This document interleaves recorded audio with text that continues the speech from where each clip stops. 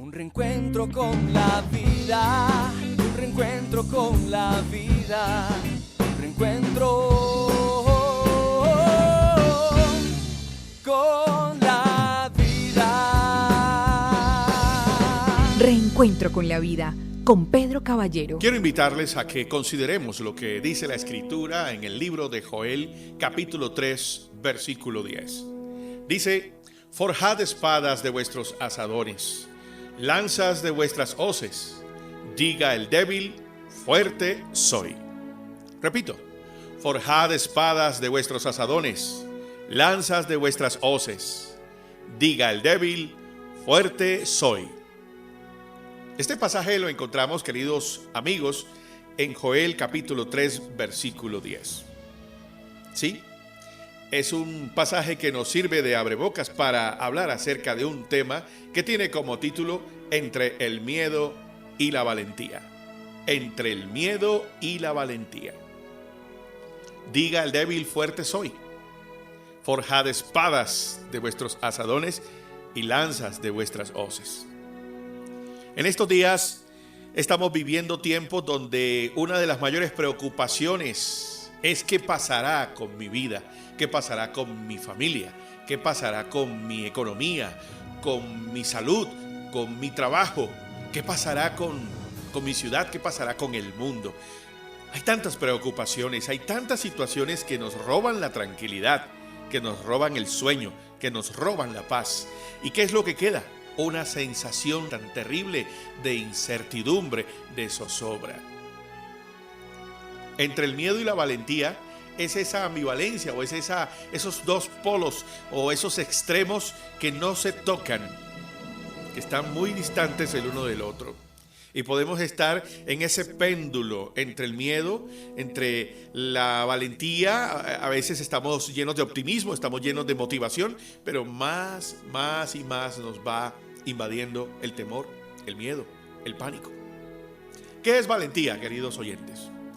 La valentía es esa decisión o esa determinación para enfrentarse a situaciones arriesgadas o difíciles, ¿sí? Enfrentar lo que venga con coraje, con resolución, con intrepidez, con osadía. Es la determinación para enfrentar lo que hay que enfrentar. Pero hay un concepto extremo, como hace un momento les dije, y es ese concepto del temor, del miedo, y que a veces está asociado con cobardía, con ese espíritu pusilánime. ¿Qué es el miedo? Bueno, el miedo es una emoción, es una sensación de angustia provocada por la presencia de situaciones peligrosas, de situaciones que ponen en riesgo nuestra seguridad o la de los nuestros. Puede ser suscitado por situaciones reales o por situaciones imaginarias o supuestas. Sí, a veces la mente nos juega una mala pasada. A veces el miedo está en medio de nosotros, está en nuestro ser interior.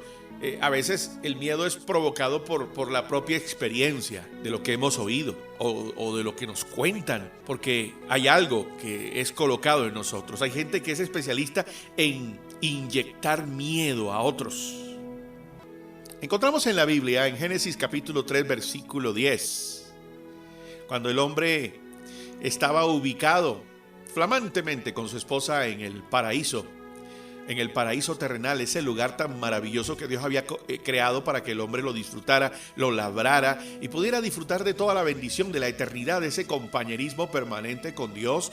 El hombre tenía una sola prohibición: de aquel árbol que bien Dios le había mostrado, de su fruto no comerás, porque en el momento en que comas de él morirás, perderás la eternidad, perderás la comunión conmigo, obedéceme. Pero ya sabemos la historia.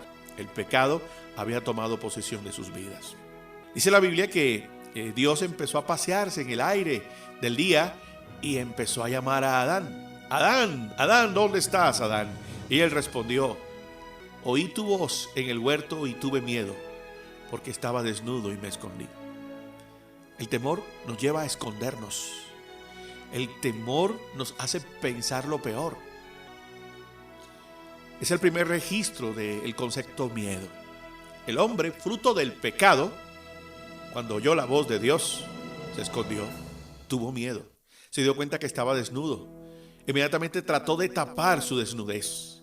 El miedo nos hace esconder. El miedo nos impide ver cara a cara a Dios con libertad. Sí. Entonces este es un sentimiento bien terrible. Un sentimiento que termina por destrozar toda una vida, todo un plan, todo un proyecto. Cualquier cosa, por muy grande, por muy gigante que sea, puede ser derrumbado. Pueden los cimientos de un gran proyecto venirse abajo por el miedo. La Biblia dice en la segunda carta a Timoteo, capítulo 1, versículo 7, porque no nos ha dado Dios espíritu de cobardía, sino de poder, de amor, de dominio propio. O sea que el temor, el miedo, no proviene de Dios. Es más, Dios es amor. Y la Biblia dice que el amor echa fuera el temor. Del hombre pondrá lazo, mas el que confía en Jehová será exaltado. También nos añade la Biblia. Así que este no proviene de Dios. En Proverbios 29, 25 al 26 dice eso. El temor del hombre pondrá lazo. Y para vencer ese temor necesitamos confiar y amar a Dios completamente. ¿Por qué no nos aferramos a las promesas y a las verdades de Dios, a su presencia? Él quiere vivir en medio de nosotros para que no tengamos miedo. Así como los discípulos que estaban en medio del mar, en una barca, y había una tormenta. Y Jesús estaba ahí también con ellos, solo que Jesús de seguro estaba tan cansado que se quedó dormido. Y ni siquiera la tormenta, la turbulencia del mar, del viento, lo despertó. Estaba profundo, dormido, en paz, tranquilo. Y ellos estaban angustiados, llenos de temor, llenos de terror, y empezaron a despertar a Jesús. Jesús, ¿pero qué te pasa, Señor? ¿Cómo se te ocurre quedarte dormido en medio de esta tempestad? Haz algo, por favor. Y Jesús ordena al mar y al viento: calla, enmudece. Y de repente vino una calma, una paz. Y Jesús les hace un reproche: ¿qué les pasa a ustedes? ¿Por qué dudan? ¿Por qué tienen miedo? ¿O se les olvidó quién va con ustedes? Sí, pero Señor, es que la tormenta... Sí, hay tormentas, hay aflicciones, hay situaciones de riesgo. Pero cuando nos concentramos en quién va en mi barca, quién está en mi casa, quién está en mi corazón, quién está sobre el desastre, ese es Dios. Y cuando nos concentramos más en Dios, el temor desaparece. Es hora de ordenarle al temor que se vaya. Es hora de decirle a los gigantes: calla, enmudece, arrodíllate, sométete. Toda enfermedad no puede ser más fuerte que la presencia de Dios en nuestra vida. Es hora de decirle: cuerpo, te ordeno que te sanes en el nombre de Jesús. Es hora de decirle a la crisis que se vaya. Es hora de ordenarle a la enfermedad que desaparezca, al conflicto que se transforme en reconciliación. Es hora de llamar las cosas por su nombre. Comencemos con recordar la identidad que tenemos, que hoy podamos declarar: soy valiente porque tengo al Señor quien me fortalece, quien me esfuerza. Soy lleno de Dios. Puedo enfrentar lo que venga porque cuento con Él, no estoy solo. Recordemos lo que dice Mateo 28:20. Yo estoy con ustedes todos los días hasta el fin del mundo. El Señor dice: no temas, porque yo estoy contigo. Dígale: Señor, hoy decido creer que tú estás conmigo. Hoy decido no desmayar porque tú eres mi Dios. Hoy decido esforzarme porque tú me ayudarás.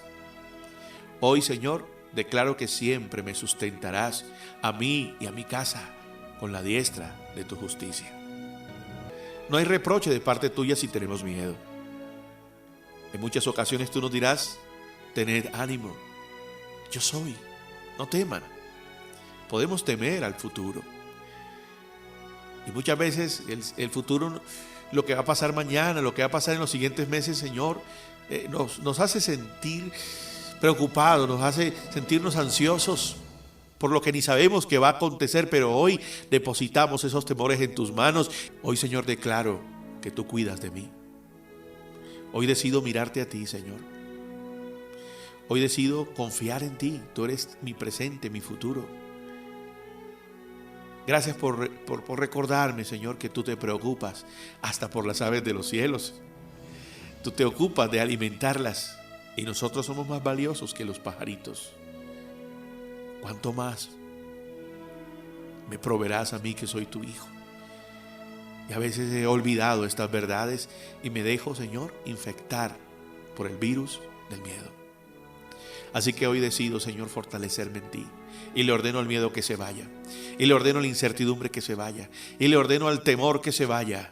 Y hoy declaro que soy fuerte, aunque sea débil, porque tú estás conmigo. Un reencuentro con la vida, un reencuentro con la vida, un reencuentro